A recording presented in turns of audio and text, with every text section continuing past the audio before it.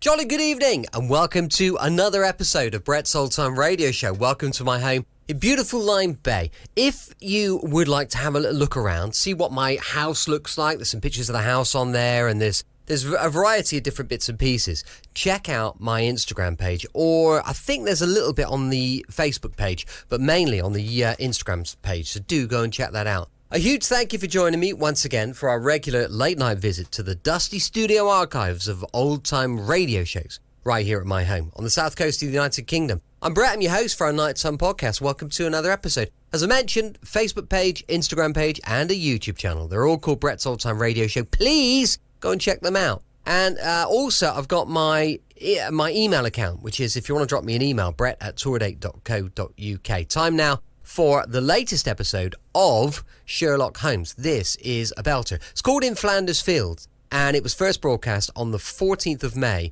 1945. Really hope you enjoy it. This episode from the life of Sherlock Holmes will be transmitted to our men and women overseas by shortwave and through the worldwide facilities of the Armed Forces Radio Service. From the stage of the Paramount Theater in Hollywood, Petri Wine brings you Basil Rathbone and Nigel Bruce in the new adventures of Sherlock Holmes.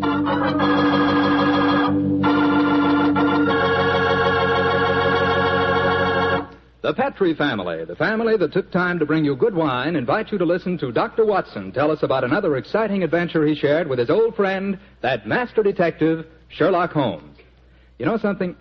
If right now it were possible for me to ask every one of you what you had for dinner this evening, I'll bet a good many of you would say chicken. Chicken is an all-American favorite. But boy, you just haven't tasted chicken till you've tried it together with a glass of well-chilled Petri California Sauterne. Petri Sauterne is a perfect mealtime wine, just made to go with chicken. That Petri Sauterne is a white wine, delicate in color, and what a flavor. A flavor that comes right from the heart of luscious, sun-ripened grapes. You can just taste those wonderful grapes.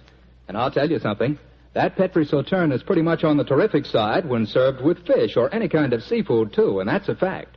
But say, whenever you serve that Petri Sauterne, remember you can serve it proudly, because the name Petri is the proudest name in the history of American wines.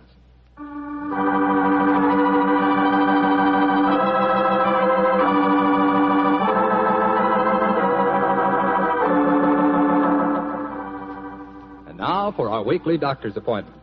Let's knock on his library door and see if... There's no point in doing that, Mr. Slattery. I'm right behind you. Oh, hello, Dr. Watson. Don't tell me you've been stalking me. No, my boy. I was on the patio and I heard your footsteps, so I thought that I'd come in and fetch you. Let's go back and sit out there, shall we? It's a beautiful evening. That's fine with me, Doctor. Here we are.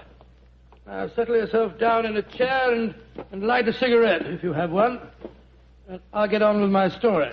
Well, last week you told us it concerned an adventure that you and Sherlock Holmes had in Flanders during the First World War. That's right, Mr. Slattery, I did. I thought that you and the great man had retired at that period. We had, my boy, but it was only natural that as soon as the war broke out, we both offered our services in any capacity that might help our country. Of course. And how did tonight's story begin, Doctor?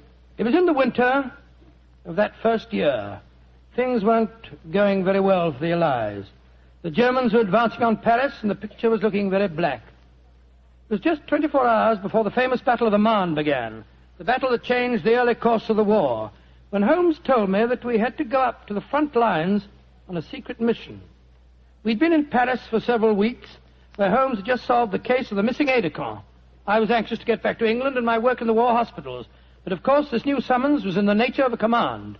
And so, late on a rainy September afternoon, Holmes and I, with the boom of gunfire in our ears, found ourselves in the front seat of a staff car, sloshing and jolting its way towards the battlefield. Oh, I'm driving too fast for you, gentlemen. No, Sergeant, not at all. No, you're doing a splendid job. Oh, my man, look out, considering the state of the road. Thank you, sir. Hello? The gunfire's getting nearer, Holmes. Yes, old fellow. I imagine we haven't much further to go, have we, Sergeant? No, sir, we're nearly there. Did you notice the two civilians in the back seat, Holmes? Yes. Handsome woman and a distinguished-looking man, several years her senior. I wonder who they are. I'll tell you. He's a Shakespearean actor of some note, though he never achieved the fame to which he thinks he's entitled. I shouldn't be at all surprised if he feels that he's been slighted in not receiving a knighthood. But, Holmes, that's amazing. How can you possibly deduce all that from just looking at the man as we got into the car? Elementary, my dear fellow, I didn't deduce it. We saw him twice last year in the London Theatre, if you remember. What? His name is Maitland Morris. As for his biography, he's a friend of my brother, Mycroft's. He told me about him. Well, what do you suppose he's doing up here near the front line? His brother is General Sir Stanley Morris, who's in command of this particular front, and it would seem reasonable to presume that his brother has come up here to give a performance for the front-line troops. I suppose this hut is as far as we can drive, Sergeant. I'm afraid so, sir. We're 4 miles from the front line now. You'll have to clear your papers here. See that ruined farmhouse there, sir? Yes, Sergeant. Is that the General's headquarters? Yes, sir. Come on, Watson. Good Lord, it's pelting with rain. Yeah, let's make a dash for it.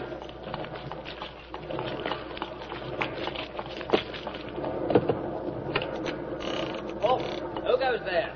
Friend, Give the password. St. Crispin. Pass, friends, and show your papers.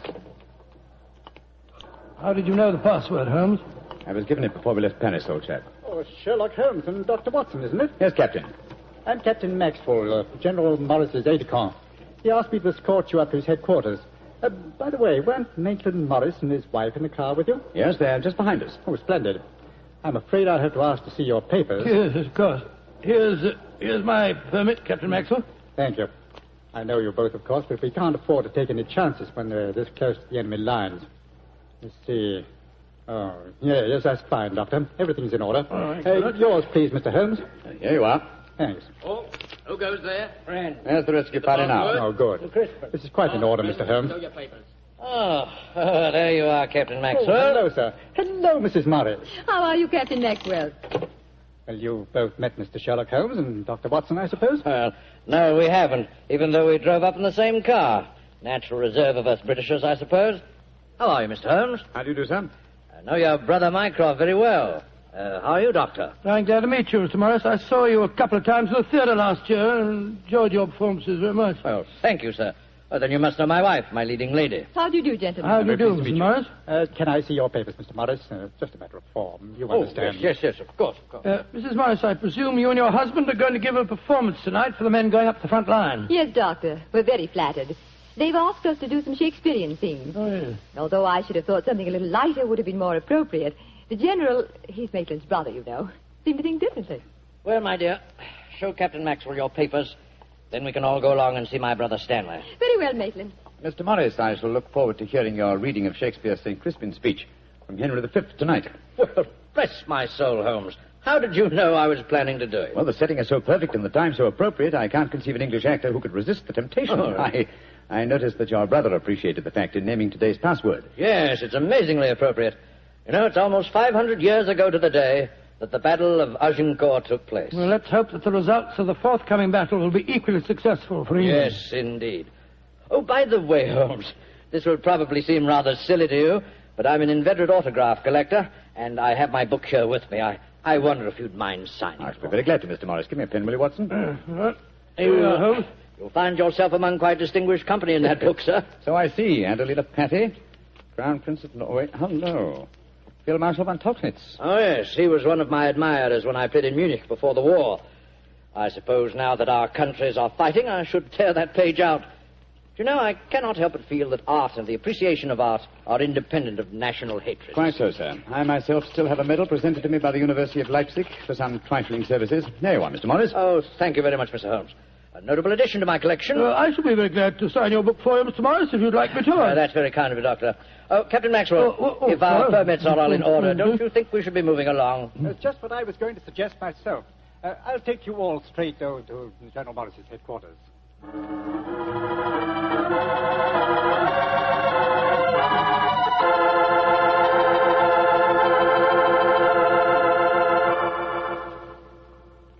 General Morris, may I introduce Mr. Sherlock Holmes and Dr. Watson? How do you do, sir? How are you, General? How do you do? Know a lot about you. Long way from Baker Street, isn't it? Yes, indeed, sir. Where's that brother of mine? Ah, there you are, Maitland. Cynthia, how nice to see you both. Oh, it's good to see you again, Stanley. Hello there, Stanley. The men will be glad you arrived. They're looking forward to your show tonight. We're very flattered that they want to hear us do some Shakespeare. Oh, rubbish, old boy. With you and Cynthia up there on the platform, you could read the telephone book and they'd love you. Oh, very kind. By the way, you'll find the stage very primitive. Just a few trestles and a large tent and a curtain made of army blankets. And your dressing room will be even worse. Oh, don't worry about our comfort, Stanley. As long as we cheer the boys up, that's the important thing. Yes, of course. By the way, what program do you have mapped out for us? Well, I thought we'd have 2 shows. The tent's not large enough to hold everybody at once. Anyway, we have to keep up an alert all the time. Mm-hmm. Think you can manage 2 separate shows? Oh, of course I can, Stanley. I may look old, but I don't feel it. You don't even look it, you scoundrel. Thank you. Perhaps we could take a look at the stage and equipment, eh? Oh, certainly. Captain Maxwell, take them over to the tent and show them what the facilities are, will you? Right, sir. Will you follow me? Oh, yes, of course. See you later, Stanley. Come along, my dear. All right. I'm glad you're here, Holmes. I'm sure I can speak quite freely in front of Dr. Watson. Oh, yes, with perfect freedom, sir. He's my colleague, and he's an old army man himself. Really? What regiment, Doctor? 5th Northumberland Fusiliers, sir. Later attached to the Berkshires in Afghanistan and wounded in the Battle of Mainwan. Really? Oh, then I'm sure I can speak freely in front of you. Holmes, you know why you're up here so near the front line, don't you? I have a very shrewd suspicion, sir. Yeah, I thought you had. That's why I asked for you to be sent here. You asked for me to be sent here, General. Yes, I think I understand. Well, I wish I did. You will, Doctor, in due time. In the meanwhile, gentlemen, I'll have an orderly show you to your quarters. Thank you, sir. And, Holmes, take a look around, will you, and keep your ears open. We're comparatively a little distance from the German front lines, and yet there's a very puzzling silence just now. Yes, I noticed that, sir. And half an hour ago, on our way up, there was quite a lot of shelling. Exactly. It's unnatural and rather frightening at a time like this. You see, we're attacking at dawn.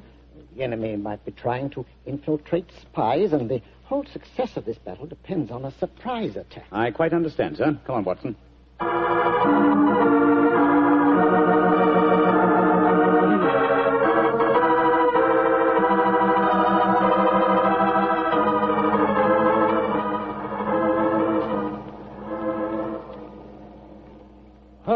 Holmes. The first performance starts in a few minutes, you know. They're all there waiting. Why are we tramping about out here in the mud and the rain? I thought a pipe or 2 in the open air would clear our brains. Yes, a pipe in the open air is one thing, but a pipe in a downpour of rain is another. Was it raining? Oh, didn't even notice it. I was listening to the silence. What do you mean? Thousands upon thousands of Germans.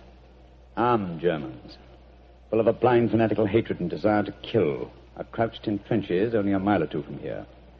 Surrounding us are an equal number of English boys, also armed. And with the will, if not the desire, to fight. Because they know their cause is the cause of freedom and justice. All these thousands poised, ready to pounce on each other and fight to the death. And yet, beyond that patter of rain, there isn't a sound to break the stillness of a September evening. Strange world we live in, old chap. You're being unusually rhetorical, Holmes. Yes, I am, aren't I? Let's be a little more practical, shall we? I wonder what is wrong with the actors tonight. Why do you ask that? Well, a little while ago I noticed Mrs. Morris in a great state of excitement, going towards the farmhouse where the General is. Then she went back to her own quarters, and now she seems to be headed in our direction. Is anything wrong, Mrs. Morris? It's Maitland. What's wrong with him, madam? He's disappeared. Disappeared? What's happened? We were in the tent together, making up for our performance, when an orderly came in with a message. Maitland said it was from his brother. Slipped on a raincoat and went out, saying he'd be back in a few moments. I waited and waited, and after a while I got worried, and I went over to see the General myself. He said that he'd sent no message, and that he hadn't seen any sign of Maitland. Good Lord, what could have happened to him? I don't know, Doctor, but I'm frightened. What shall I do, Mr. Holmes? You're a brave woman, Mrs. Morris. Brave? I don't know, Mr. Holmes. Why? Because the show must go on. I shall take your husband's place. But Holmes, something's happened to Maitland Morris. He's in danger. He might True, be... Watson, true. Huh? But 1,000 men inside that tent are in mortal danger, too. Tomorrow morning, many of them may be corpses on the fields of Flanders. But tonight, they've been promised a show. Do you think that you can do it, Holmes? Oh, I think I can, with the help of Mrs. Morris. I can't do it, Mr. Holmes. You can, Mrs. Morris, and you will. If only to uphold that great tradition of the theater, that the show must go on.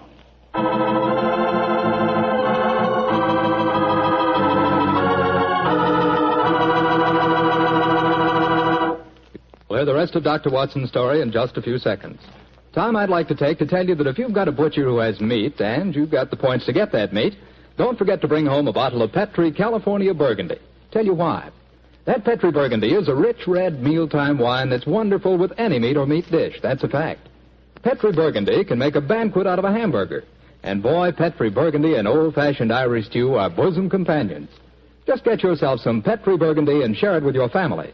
Petri Burgundy is the best friend a good meal ever had.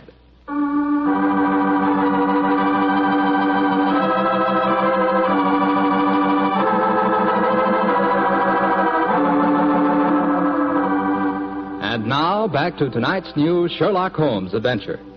It is just before the Battle of the Marne in the First World War, and Sherlock Holmes and Dr. Watson are at headquarters a few miles behind the front-line trenches. A famous Shakespearean actor who was to give a performance for the troops has mysteriously disappeared, and the great detective has taken his place at the last minute. As we rejoin our story, Sherlock Holmes, alone on the improvised stage, is delivering a Shakespearean speech before a spellbound audience.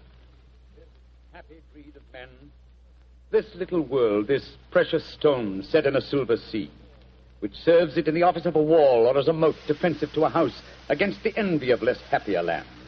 This blessed plot, this earth, this realm, this England.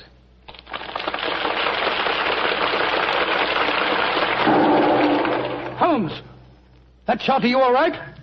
Yes, old chap. Fortunately, I started to leave the stage as the shot was fired. The bullet just missed me. I heard it splinter some wood nearby. But who on earth would want to shoot you? That's what we've got to find out, though I think it more likely that the shot was intended for me. It was not intended for me, but for Maitland Morris, the man for whom I'm substituting. Well, even so, who'd want to shoot him? Oh, don't ask me so many questions, old fellow. Let's see what clues we can find. Now, the shot was fired from outside the tent from behind me. Yes, look there. See the hole in the tent there? By Jove, yes. The footlights would outline your shadow on the back of the tent. Whoever it must have fired at your silhouette. The question is, where did the bullet embed itself? Aha. Look here, Watson. You got a penknife? Yeah, wait a minute. Here, Holmes. This shouldn't be hard to extract. Look at this splintered tent pole. Wait a minute. There we are. Excellent. Huh. Very interesting. Well, what's so interesting about it? Just a revolver bullet, isn't no, it? it isn't, Watson. Huh? It's far from just a revolver bullet. This bullet was fired from a German Luger pistol. A German pistol? There must have been a spy here behind our lines. That's a reasonable enough assumption. Yes, we may be sure that no English soldier would carry such a weapon and face inspection. Come on, I want to talk to Mrs. Morris.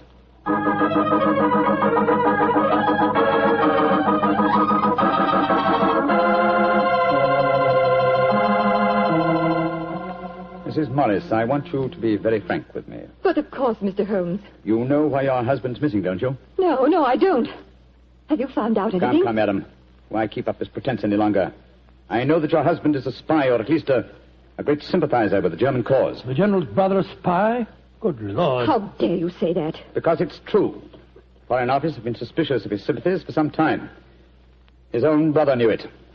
That's why he asked to have me sent up here to keep an eye on him during his visit. It is true. Why should I keep up the pretense any longer? You see, Maitland was a disciple of Stuart Houston Chamberlain. Oh, who was this Stuart Houston Chamberlain? An Englishman who married one of Richard Wagner's daughters and became a German citizen, and an arch-enemy of England. I tried to dissuade Maitland. I implored him to consider his British heritage, his brother's name and mine. But Maitland was a strange man. His life was one of frustration and envy. Envy of his brother, I suppose? Yes. When Stanley was knighted, it hurt Maitland terribly. He said it was typical if the English would knight a soldier and yet leave a great artist like himself unrecognized. That in Berlin, they really understood and rewarded the artist. Well, if the authorities knew that, it's amazing they allowed him to come so close to the front lines at a time like this. Oh, it was at the General's request. He wanted to plead with my husband, to warn him that his secret was known. And now Maitland's gone over to the German lines. Oh, it's terrible. It's worse than that. It's disastrous. He can give them information as to the strength of our troops here. He knows the password. He might even know the hour the attack is timed to start. How did your husband expect to enter the German lines in safety, Mrs. Morris? He speaks fluent German, Mr. Holmes. I fancy the autograph book he was carrying, containing the signature of Field Marshal von Tauchnitz, was in reality his pass through the German line. You told the General that his brother was gone, of course. I haven't been able to. He moved up to the front line position immediately after the first performance, though I had warned him what I thought Maitland was planning to do. I think he intended to give his performance first then crossed the lines immediately afterwards. But something must have made him change his mind. Perhaps he suspected I'd warned the General. Anyhow, as you know, when I got back to our quarters, he'd gone. Did he leave any note, madam? Yes, he did. Here it is. Thank you. I have gone, my dear. Try and understand and forgive if you can. You wouldn't come with me, and so I'm taking what is left of my heart and my hopes where they belong, among the friends that understand and appreciate me. It is something stronger than love and blood and country that makes me do this. It is something dearer to me than life itself. Dearer to me than life itself. Oh, how could he? How could he? The shame of this will kill poor Stanley. Mr. Holmes, will you break the news to him? I know it's cowardly of me, but I just can't tell him myself. Don't worry, Mrs. Morris. I'll tell him. Dr. Watson and I will ask Captain Maxwell to escort us to the General's frontline headquarters. In the meantime, try and keep calm. We'll tell him.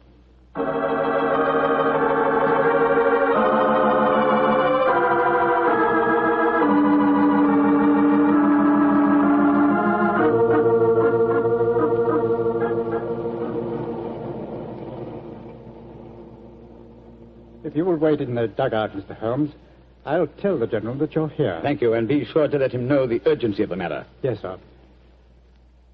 Holmes, this is a dreadful business. Yes, it is, Watson. Though if my plans work out correctly, I think the success of tomorrow's battle may not be imperiled. What plan? Listen.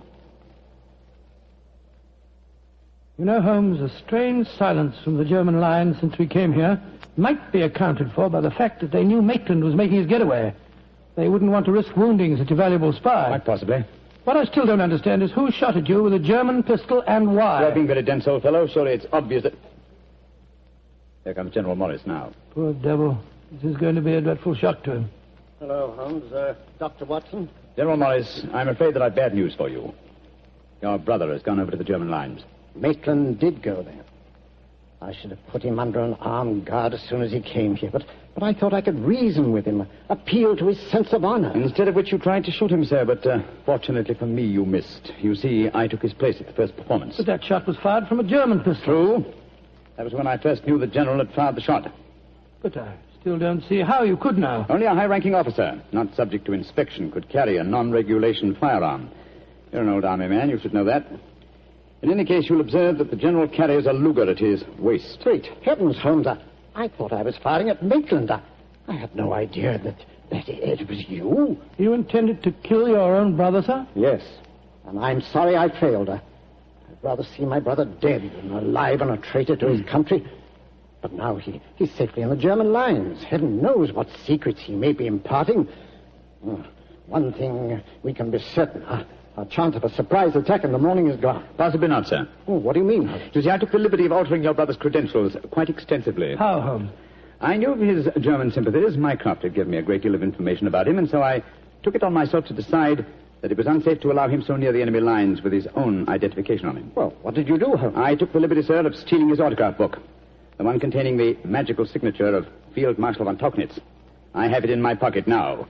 I think we shall find within its pages a code concealed in the various autographs, giving valuable information to the enemy. Good Lord. I also switched military permits on him. I felt that in the event that he did go over to the German lines, his welcome might be less cordial if they were under the impression that they'd captured Sherlock Holmes. To make that identification doubly sure, I also slipped in his pocket a slight souvenir of my own. By Joe, Holmes, you mean that medal that was presented to you by the University of Leipzig? Exactly, old fellow. I no longer wish to own a decoration given me by a country of barbarians, and it seemed a rather neat and effective way of returning it to them. So the Germans will think they've captured Sherlock Holmes? Yes, sir, and unless I'm much mistaken, he'll receive very short shrift at their hands. Yes, they hate you. There's your answer, sir. I'm sorry. Don't be sorry, Holmes. It's better that way. Now his secret can die with him. Excuse me, sir. Yes, Maxwell, what is it? Would it be in order for me to return to headquarters now, sir? It's very nearly time for the second performance, and I've still been unable to trace the whereabouts of your brother. Well, my brother will not be acting tonight, I'm afraid. Holmes, I wonder if I might ask you to take his place once again. If you want me to, General. I do. Maitland had planned to do the St. Crispin speech from Henry V. He knew how much I loved it. I realize that, sir. When I was told the password up here, Well, can you remember the speech, Holmes? Oh, I think so. At any rate, I can try. Then do it for me, my dear fellow, will you? For me. I'll be very proud to do it, General. Goodbye and good luck. Thank you, Holmes. Captain Maxwell, take them back to headquarters, will you? The men will be waiting for the performance.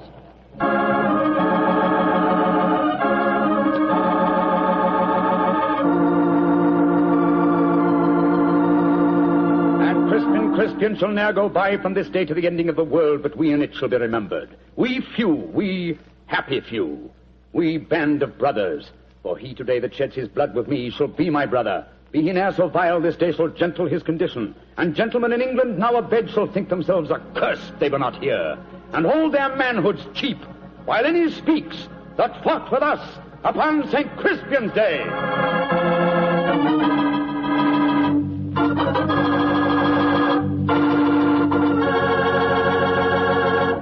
Well, Doctor, that was a bit of an exciting adventure you You know, I can still remember that awful feeling I had when I heard the shot in the tent and realized someone had tried to kill Holmes. He did have a narrow escape, didn't he? Well, Holmes always said there was no such thing as a narrow escape. He said you either escaped or you didn't. If you did, well, why worry? And if you didn't, you couldn't worry, so what? Quite a philosophy. I'd like to discuss it with you further. Over a bottle of wine? How else? What kind of wine? Naturally. Naturally. You couldn't ask for a more delicious wine than Petri. That's because the Petri family knows how to make good wine. They ought to. They've been making fine wine ever since they started the Petri business way back in the 1800s. And because the business has always been family-owned and operated, well, they've been able to hand on from father to son, all they've ever learned about the art of turning luscious grapes into fragrant, delicious wine. That's why no matter what type Petri wine you buy for any occasion, you can be sure it's good wine because Petri took time to bring you good wine. And now, Dr. Watson, how's about giving us a clue to next week's Sherlock Holmes adventure? Next week, Mr. Saturday, I'm going to tell you a most unusual adventure in which Holmes and I are trapped in an airtight metal chamber, our only companion being a murdered scientist. It sounds like a story we don't want to miss, Doctor. See you next week. Yes. Oh, just a second, Mr. Saturday. Before we go, I just want to tell our listeners that tonight we're broadcasting from the stage of the Paramount Theater here in Hollywood on behalf of the 7th War Loan Drive. The ticket of admission to the theater was a war bond. I'm mentioning this to remind you, our friends, that you have an important part to play in making the 7th War Loan a success. Buy more and buy bigger bonds than ever before. They're needed to pay for new super forts, new jet-propelled fighters, newer and bigger weapons to lick Japan. Remember, in spite of the magnificent achievements of our forces in the Pacific, the Japanese war has just begun. So let's go all out for the mighty 7th War Loan.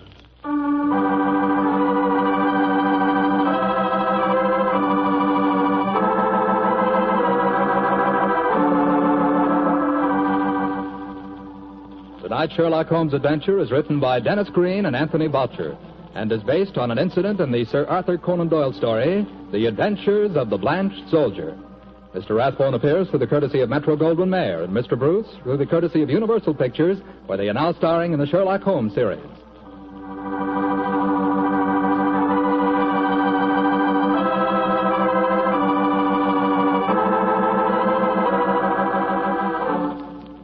The Petri Wine Company of San Francisco, California, invites you to tune in again next week, same time, same station. Oh, the Petri family took the time to bring you such good wine. So when you eat and when you cook, remember Petri wine. To make good food taste better, remember Petri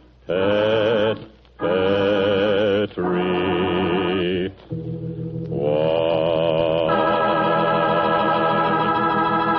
This is Jack Slattery saying good night for the Petri family. This is the Mutual Broadcasting System. Welcome back. Hope you enjoyed our latest episode of Sherlock Holmes. Don't forget, tomorrow we'll be back in Egypt, or Cairo to be exact, for an episode of Rocky Jordan. That's going to be going live at 5 p.m. GMT. You can email me on brett@tourdate.co.uk. I'd love to know your thoughts on the show. As I mentioned earlier, I've got a new supporter page, patreon.com/Brett's Old Time Radio Show. If you could check that out, that'd be brilliant. Thanks for listening. I'll be with you 7 days a week, each and every week, and I'll see you next time on Brett's Old Time Radio Show. Love you. Bye.